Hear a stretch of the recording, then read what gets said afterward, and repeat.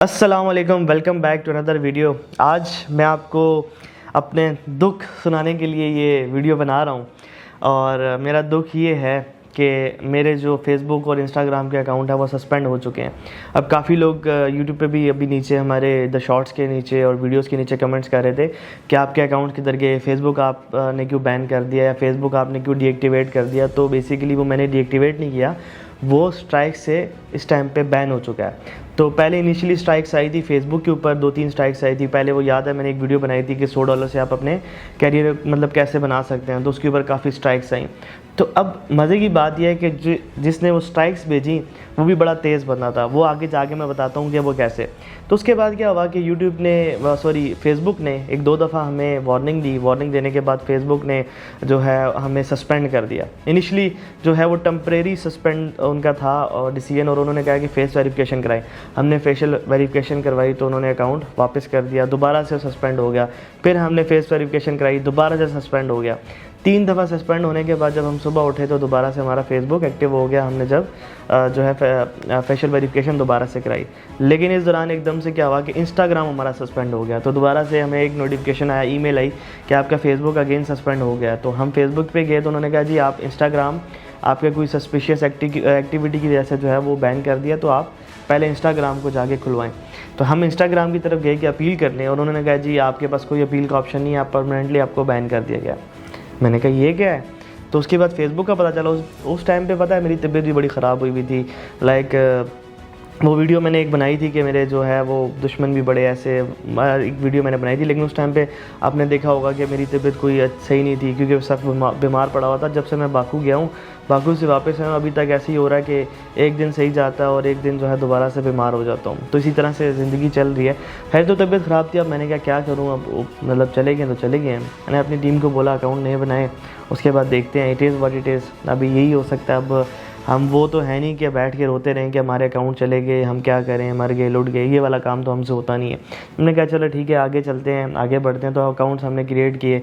अल्हम्दुलिल्लाह हमारा टिकटॉक बच गया था। टिकटॉक के अंदर हमने एक वीडियो डाली और उसी टाइम पे उस पर भी स्ट्राइक आ गई। मतलब कि ग्रुप एक एक्टिव है जो कि हमें स्ट्राइक्स भेज रहा है, या स्ट्राइक्स हमारे अकाउंट्स के ऊपर मतलब मारी जा रही हैं ताकि इनके सारे के सारे सोशल मीडिया के अकाउंट उड़ें। अब सबसे पहली बात यह है कि देखें, फ्रीडम ऑफ स्पीच जो है ना, उसको प्रमोट करना चाहिए। हर किसी को बोलने का हक होना चाहिए। किसी की आवाज़ दबा देना ये बहुत बड़ी ज़्यादती होती है। अब मुझे काफ़ी सारे लोग कहते हैं कि यार हमारे मुल्क के अंदर ये मसला है, वो मसला है। लाइक मेरी उल्फत भाई से बड़ी बहस होती है। उल्फत भाई को मैं कहता हूँ यार आपकी बात ठीक है कि यार हम भी देख रहे हैं हमारे मुल्क के अंदर क्या हो रहा है, मतलब हार्ड स्टेट बनने को जा रहे हैं, जो भी सारी चीज़ें, पहले से भी हम हार्ड स्टेट हैं। तो मतलब मैं थोड़ा सा ऊपर से स्टार्ट कर रहा हूँ, लेकिन हम थोड़ा सा इसको समराइज़ करें तो मैंने उल्फत भाई से बोला कि देखें, पाकिस्तान में जो बड़े लोग हैं जो मुल्क को कंट्रोल कर रहे हैं, मैं मानता हूँ कि वो ठीक नहीं कर रहे, लेकिन आपको ये भी मानना पड़ेगा कि पाकिस्तान में जो बिल्कुल रूट लेवल पे लोग हैं वो भी ठीक नहीं कर रहे।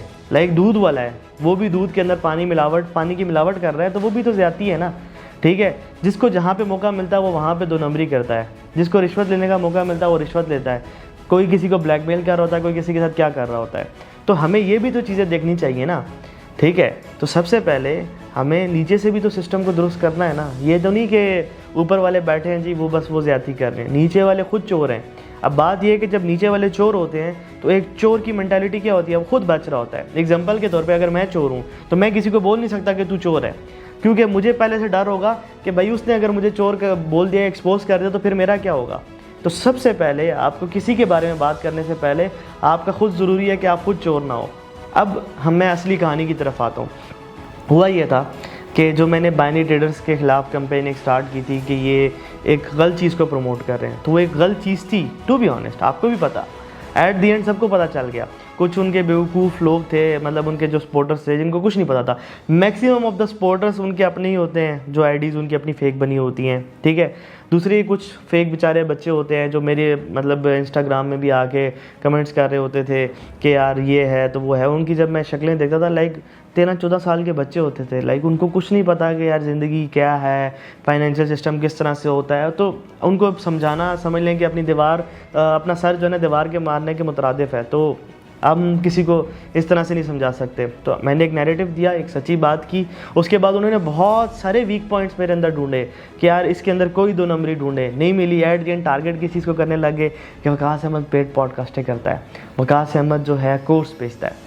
पहली चीज़ ये है कि कोर्स बेचना गलत नहीं है, वो मैंने बता दिया उनको कि कोर्स बेचना is not a bad thing, illegal नहीं है, इमोरल नहीं है, हराम नहीं है। तो जब एक चीज़ बिल्कुल ठीक है तो आप कैसे कह सकते हो कि कोर्स जो है बेचना गलत है। अब दूसरी बात कि एक जो कहानी दी जाती है कितने पैसे कमाता था वो कोर्स क्यों बेचता है, मुझे आप सिर्फ एक बात सोच के बताएं कि विराट कोहली जो है वो उसके पास कितने पैसे हैं। लाइक उसकी नेटवर्थ 10-15 अरब से तो ऊपर है, आज भी वो एड्स करता है, उसको तो बैठ जाना चाहिए। लाइफ में ग्रोथ होती है भाई, ठीक है।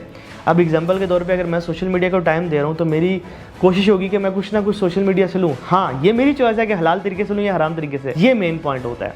अब किसी को इस तरह से टारगेट करना कि कोर्स बेचता है, not a good thing. I don't think so कि ये मतलब कोई पॉइंट बनता है। खैर लोग इसको भी समझ गए तो उन्होंने कहा अब क्या किया जाए, उन्होंने वेट किया, वेट करने के बाद उन्होंने स्ट्राइक्स मार के अकाउंट को उड़ा दिया। अब हुआ क्या था कि मैंने एक स्कैम सीरीज स्टार्ट की थी जिसके अंदर मैंने डिफरेंट लोगों को टारगेट करने लग गया था कि मैं डिफरेंट स्कैम्स और लेके आ रहा था। अभी मैंने आहिस्ता आहिस्ता बात स्टार्ट की थी, अभी मैंने खुल के बात करनी थी, तो उन लोगों वो भी लोग इन्वॉल्व हो सकते हैं। तो सारे मिल के एट द एंड इन्होंने एक एजेंडा चलाया, मतलब एजेंडा तो चलाने की कोशिश की जो कि ना चल सका, क्योंकि इज़्ज़त और ज़िल्लत देने वाली जो ज़ात है वो अल्लाह की है, वो कोई नहीं है।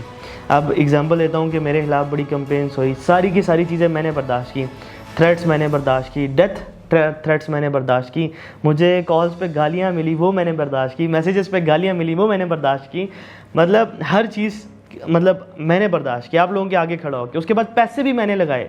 जो पॉडकास्टों का आपको चुना दिया जाता है ना कि पॉडकास्टर करता है, तो पॉडकास्टर करता क्यों है, ये तो बात की जाए ना। मैंने पॉडकास्टर क्यों की, सिर्फ एक बात जाके बोलता था स्कैम है, स्कैम है, स्कैम है, स्कैम है, बचो बचो बचो बचो।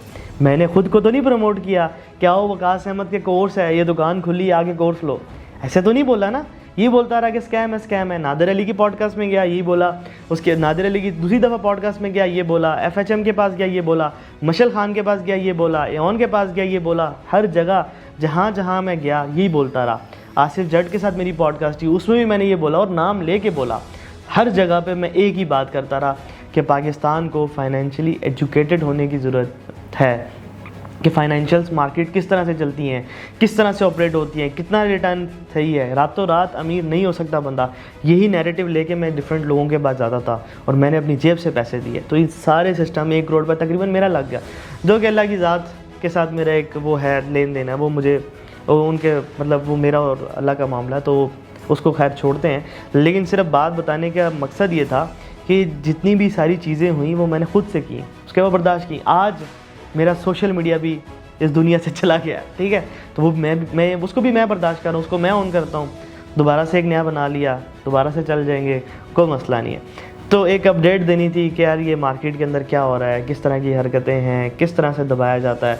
लेकिन आपके पास जब कोई बात नहीं होती तो आप इस तरह की हरकतों पे आ जाते हैं। इन्होंने हर तरफ से मुझे बांधने की कोशिश की, लीगल वे में हम इसके ऊपर डिफेमेशन का ये कर देते हैं, वो कर देते हैं। फिर उन्होंने देखा नहीं यहाँ से भी नहीं कर सकते, फिर उन्होंने देखा जी इसको किसी चीज़ में टारगेट करते हैं, वहाँ से देखा वहाँ पर भी कुछ नहीं कर सकते।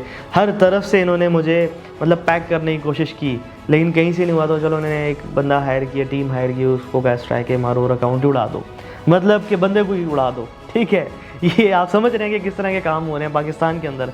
तो फ्रीडम ऑफ स्पीच हर किसी की जो है हक है, हर किसी को बोलने का हक है कि वो बोले, लेकिन वो बोले ठीक, वो बोले जायज़ बात, ये नहीं कि अजीब अजीब लेम एक्सक्यूज़ेज़ और ये वो फ़लाँ फ़लाँ। खैर सच्चाई तो आप लोगों के सामने आ गई। आज ही जो बाइंडी को प्रमोट करते थे सारे इस्लाम कबूल करके फॉरेस्ट के अंदर आ गए हैं, ठीक है। लेकिन इन्होंने भी अभी भी इस्लाम जो है ना कबूल किया, लेकिन पूरा ईमान पे नहीं आए, ठीक है, कि ये नहीं बताते कि हम अभी भी प्रमोटर हैं। खैर वो एक अलग बात है, इनकी अपनी मर्ज़ी है, इन्होंने अपनी कब्र में जाना है और मैंने अपनी कब्र में जाना है। मेरा मकसद था आप लोगों को बताना, ठीक है, कि क्या हो रहा है। अब वो क्या करते हैं, आप उनके पास जाके ख़रीदते हैं, मेरा इससे कोई कंसर्न नहीं है कि वो कितना बिज़नेस जनरेट कर रहे हैं, वो कितना बिज़नेस नहीं करते।